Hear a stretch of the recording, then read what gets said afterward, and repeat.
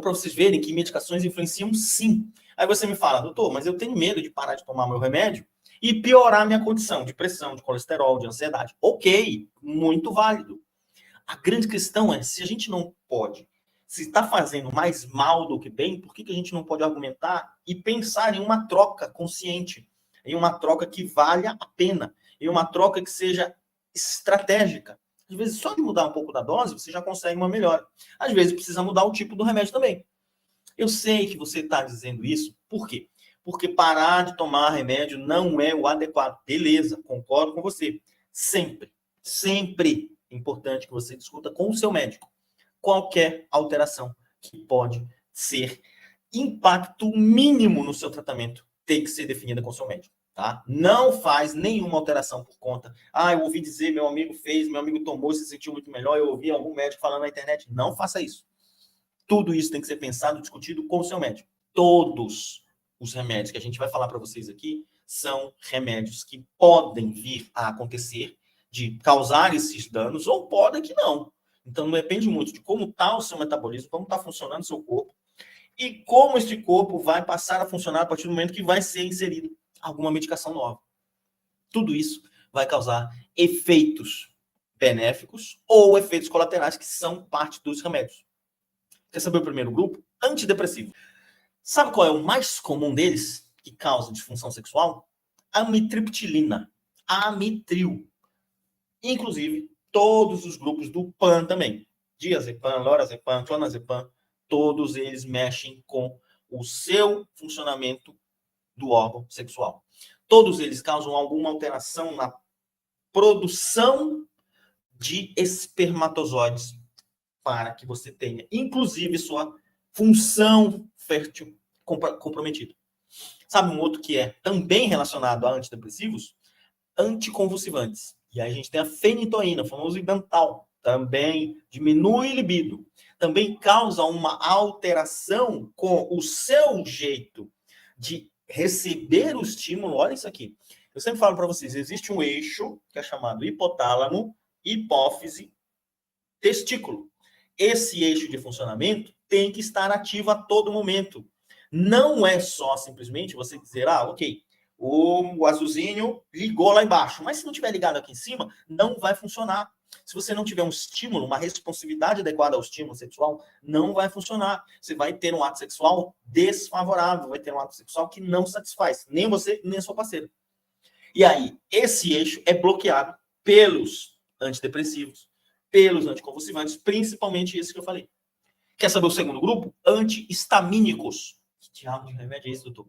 Antihistamínicos são remédios para alergia ou remédios até para azia. Olha só que interessante. A histamina é uma substância que fica circulando no sangue que pode causar vasodilatação, e aí você tem um processo de defesa contra um agressor, por exemplo, o pólen. Ah, teve pólen, você cheirou pólen ali, você tem rinite, puf. Muito sangue é mandado para essa mucosa daqui, estufa essa mucosa para que muitas células cheguem ali e dissolvam aquele agressor. Isso é uma resposta alérgica. Isso é mediado pela ação da histamina. Mas essa histamina, quando ela é bloqueada, lá na célula do testículo, na célula de Leydig, ela também diminui a produção de testosterona. Sabe quem bloqueia ela? Diminuidrato. Que diabo de remédio é esse, doutor? Velho Draminzinho que você tem aí na sua casa, que eu sei que você tem. Difenidramina, o Benadryl, remédio antigão aí, se você tem, se você já ouviu, sua avó usava, dá um like para nós aí. Sabe um outro nome de um remédio aqui? Prometazina. Sabe o Fenergan? Pois é, anti-alérgico, anti-histamínico, diminui a produção de testo, infelizmente. Remédios que bloqueiam histamina no estômago, antiácidos, que a gente chama, para tirar a azia. Sabe qual? Ranitidina. Esse talopram é usado para ejaculação precoce. Olha só. Cara, ele diminui um pouco a ação, a superestímulo daquela recepção que você tem ali no órgão genital. A glândula fica um pouco menos sensível, é verdade. Ela prolonga um pouco mais a ejaculação. A questão é o quanto ela prolonga, o quanto ela vai inibir totalmente o estímulo de você ter o desejo, de você ter uma concentração ali no ato sexual.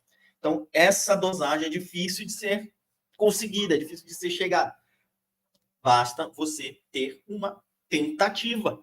Conversa com o seu médico. Pode estar acontecendo de bloquear o estímulo, pode estar acontecendo de simplesmente dar uma segurada na ejaculação. Olha só que interessante.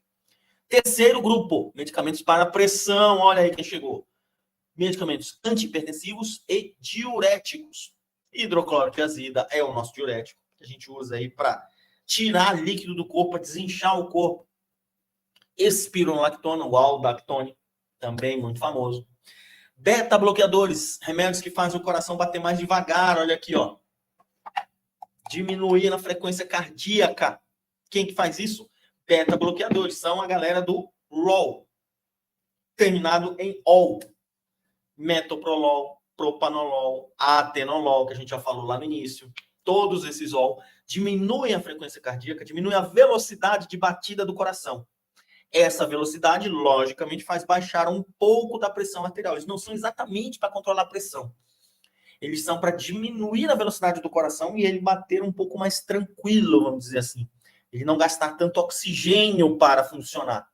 Mas a gente consegue que ele tenha uma ação inibitória sobre esse eixo. Também vai diminuir um pouco da sua libido. Olha isso.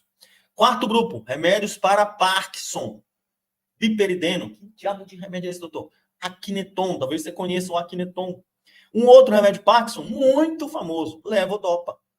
Sinemet, muito famoso. Todos esses remédios são usados para bloquear alguma hiperatividade desorganizada do cérebro. No caso do Parkinson, isso acontece.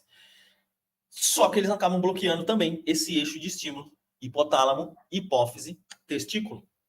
Tudo isso acontece e aí acaba diminuindo a sua performance sexual. Seu estímulo sexual acaba sendo comprometido por todas essas ações.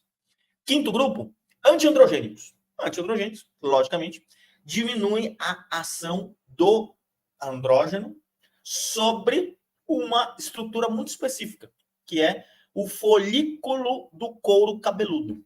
Olha só que interessante. Muito andrógeno, principalmente o exógeno, aquele que você tomou de fora, o injetável, aquela testa injetável, estimula uma reação, uma ativação de um gene que a gente tem aqui no couro cabeludo, que é o gene da calvície. Olha que loucura. E aí esse gene seca o folículo piloso, cabelo cai. Para a gente bloquear isso, a gente usa finasterida. Então, para diminuir ou acabar com a queda do cabelo. Excelente. Só que isso também bloqueia o efeito androgênico, principalmente do DHT, que já é a quebra da testosterona pura, vamos dizer assim, que já foi trabalhada.